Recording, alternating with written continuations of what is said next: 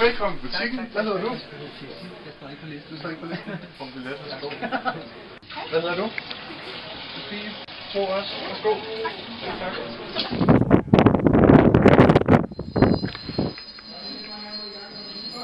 Så begynder forestillingen. Ja, velkommen.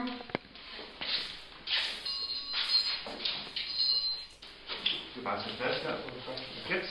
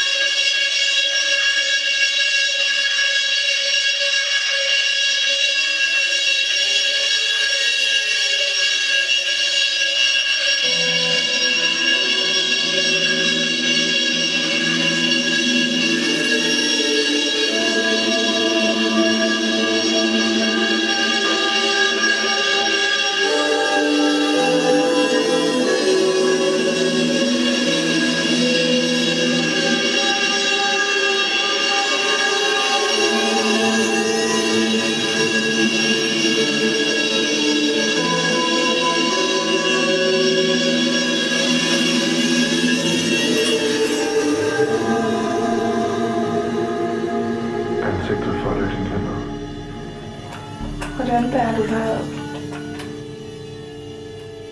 Ser du nogensinde andet end det, du ser?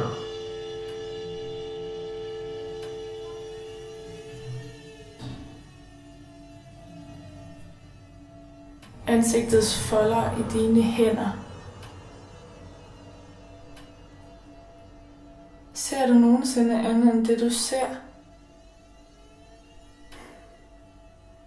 Jeg har et problem. Jeg har mange problemer. Jeg har mange problemer, der underminerer helheden. Jeg har mange problemer, der underminerer helheden. Så meget, at jeg ikke længere kan se. Jeg er blind.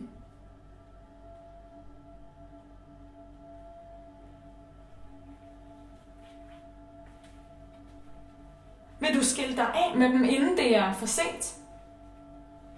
Tid uden begrænsning af de her rum skulle kunne gøre noget ved mig. Manglen på modstand.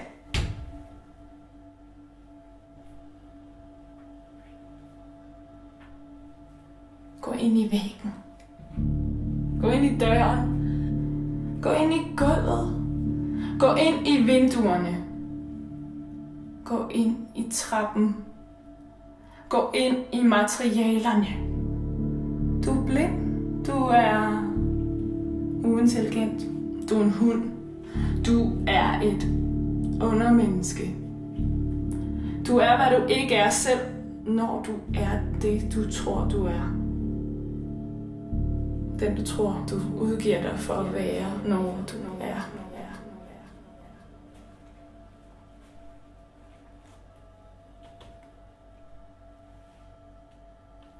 Hvis jeg skal komme med en hentydning.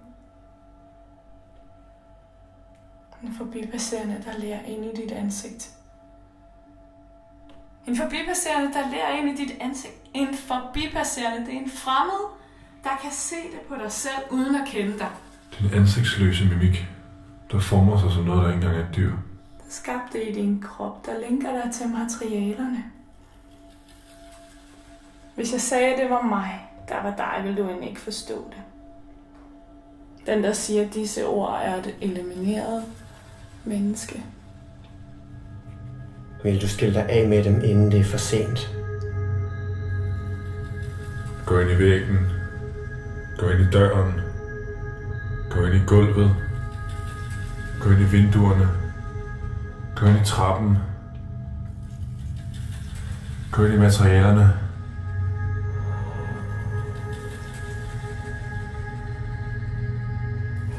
Du er blind. Du er uintelligent.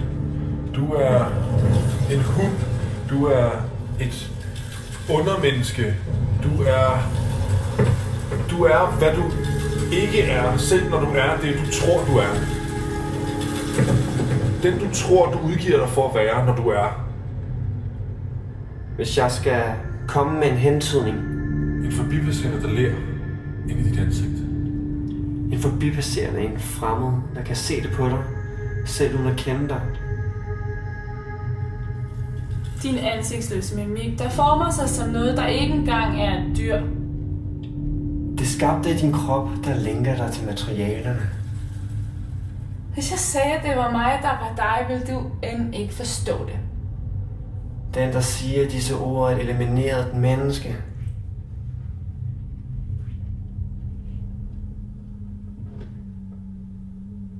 Se det på mig. Mit jeg, der drukner blandt de andre. De andres handlinger. Hvordan bærer de andre sig ad med ikke at lade ansigtets folder svinde som vand? Ansigtet er vand. Mit ansigt er havet. Det blå i mine øjne, der som det eneste er tegn på opretholdelse af natur. Hvad er det, der udsiges? Ringe i vandet.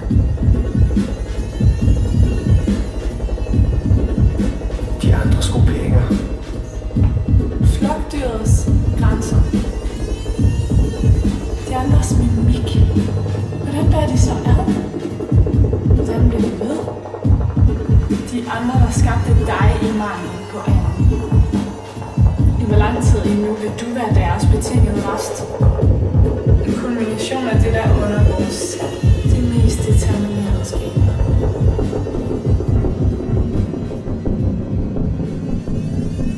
De andre, der kontrollerer dine behov.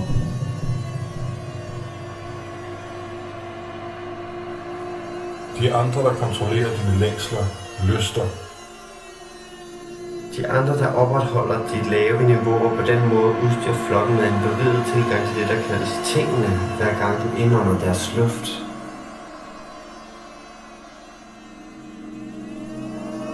Luften er giftig, fordi du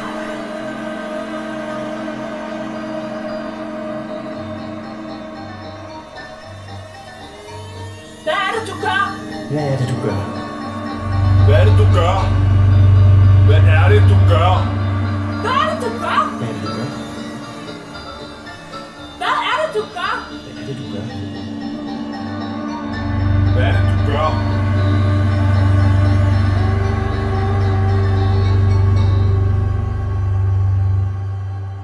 At det værste, der kunne ske, kan ske ikke af udryddelse, men usynliggørelse.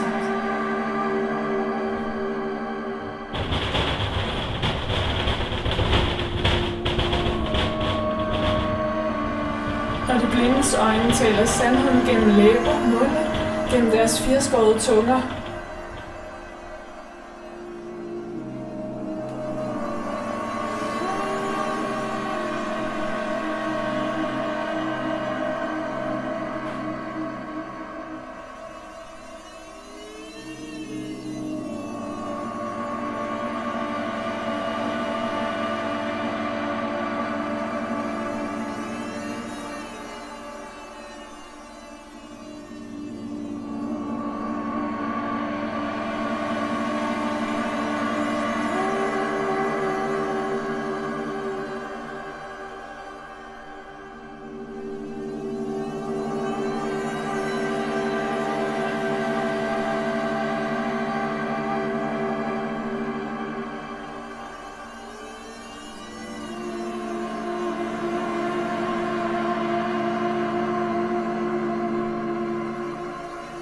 Hvordan bærer de sig ad?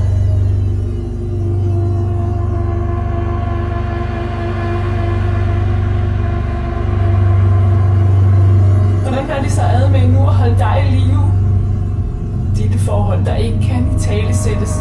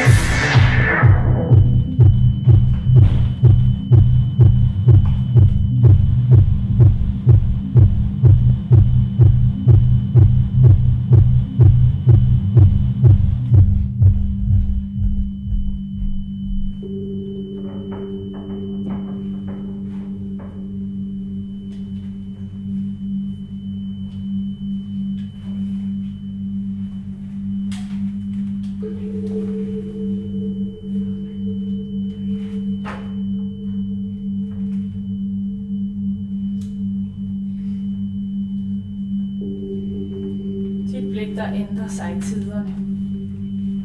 Dit blik, der tilpasser sig magten. Tanken om magten. Hvis bånd suger dig fast om den kerne, de ikke ser.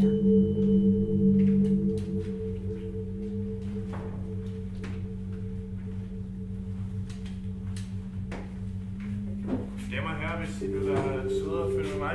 Okay, så kan I se her.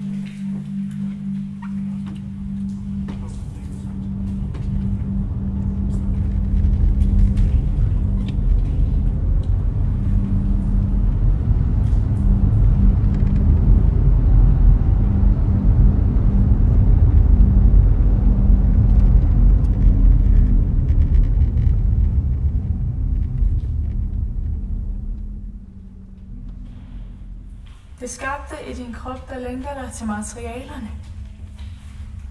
Hvis jeg sagde, det var mig, der var dig, vil du end ikke forstå det. Den, der siger disse ord, er et elimineret menneske.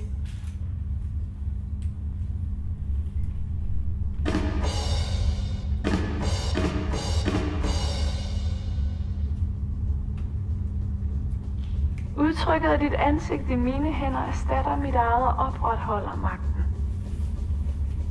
Vi er dem, der opretholder niveauerne, fordi vi er dem, der bestemmer niveauerne. Vi er dem, der mener, hvad der skal menes, og kontrollerer, hvad der skal kontrolleres.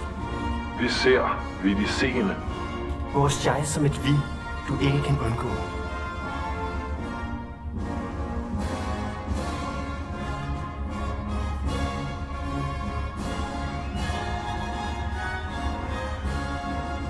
Vores jeg som et vi, der fastlægger planer og driver gæk med forestillinger om andet end virkelighed.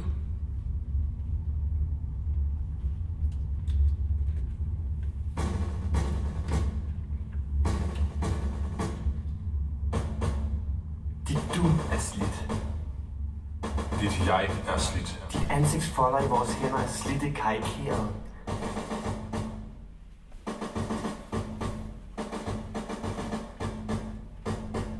Evnerne i det slidte udvider sig i løbet af dagen og samler sig om natten.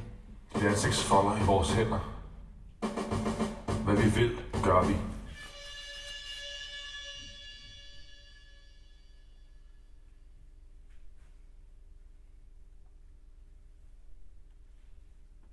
Lad dem ligge.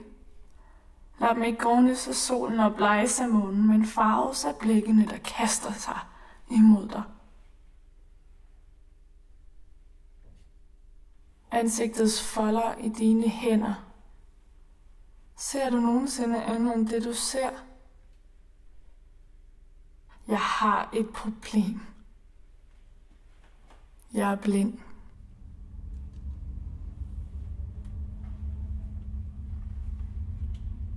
Kan du andet end at misbehage?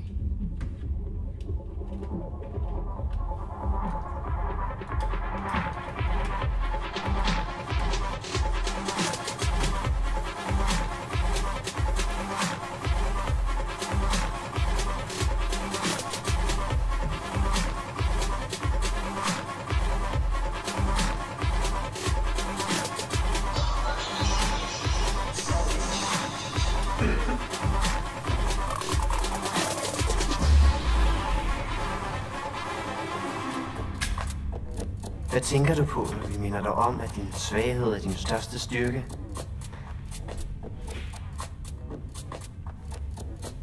Din position så usynlig. Hvordan vil du have det med at vende tilbage?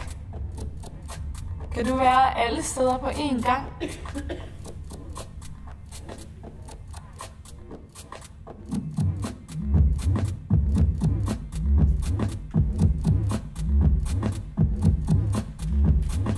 Hvordan kan du andet end at tabe i vores øjne?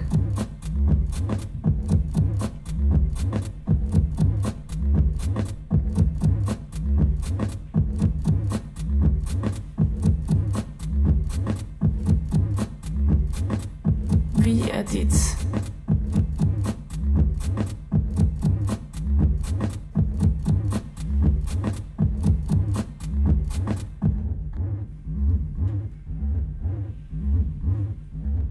Overvej. Dit underjeg, din identitet.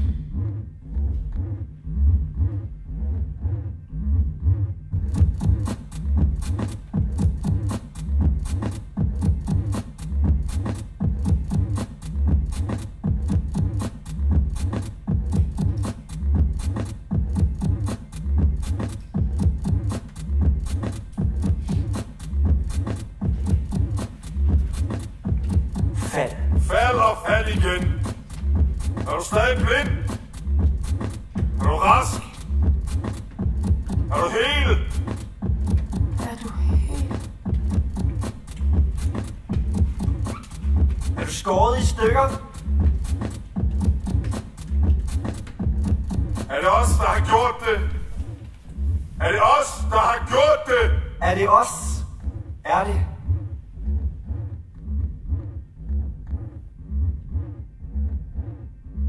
Fald. Fald og slå dig. Eller vi slår dig ned. Fald og bliv liggende. Din krop som en del af dette interiør. Intet at bemærke. Rejs dig, og vi slår dig ned.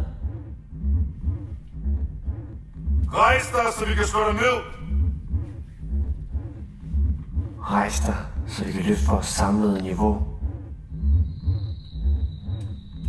Rejs dig, så vi igen kan skabe et ituskåret billede. En rest af et fotografi på en tom væg. Rejs dig og lad os løfte dig op til skyerne, så du på ny kan falde dybt over til din krop. Rejs dig fra dit fald og lad dig igen være vores menneskedyr. Hvad er det, du gør?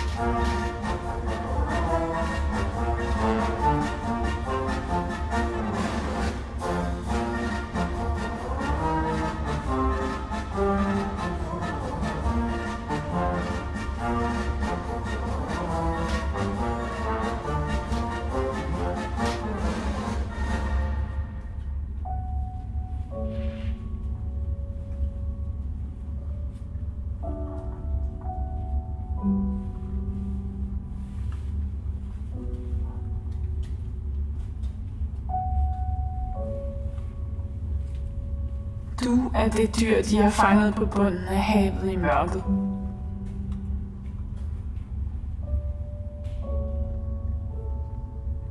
Du er det dyr, de har fanget på bunden af havet i mørket.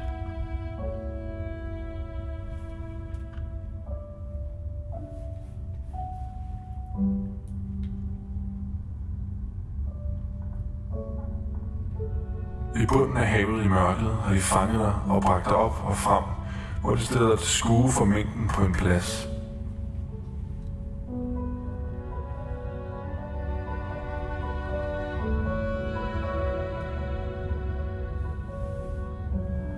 Hvor centrum er centrum, hvor diskussionen og kritikken er afvigende, en svaghed, der helst ses bort fra. Blikket, der anskuer tingene fra en vinkel, der anses som værende alt andet end blind.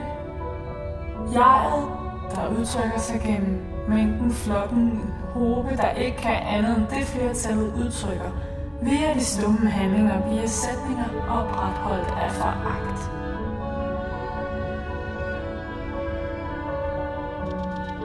Kære menneske, hvis er du? Hvem er du? Hvor er dit jeg?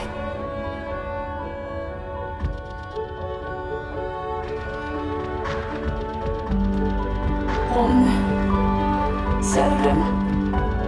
Rummene, vækker de noget i dig? Er din forestilling intakt, når du bevæger dig i disse rum? Ser du flokdyrene? Ser du deres øjne, deres kroppe og oprejste pander med så mange folder, at du aldrig vil kunne tælle dem?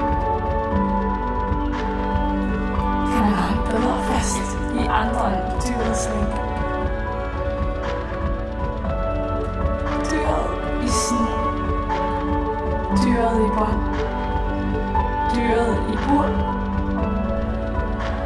dyret i mennesket, dyret i din skygge, i dit bortkastede skær. Dyret, der skræmmer mennesket bort, er på jagt efter byttets svag. De andre. Lyden af blegende tænder, hvide knogler, der knuses, af skridt og trin, der sakker agter ud på marmorgulvet. Lyden af havet, der vedbliver at ramme kysten igen. Lyden af, at jeg forstummer. Dyrets øjne har andre øjne end menneskets. Dyrets ansigt har ikke for dig, men ingenting. Intet der er at holde fast i andre menneskers hænder.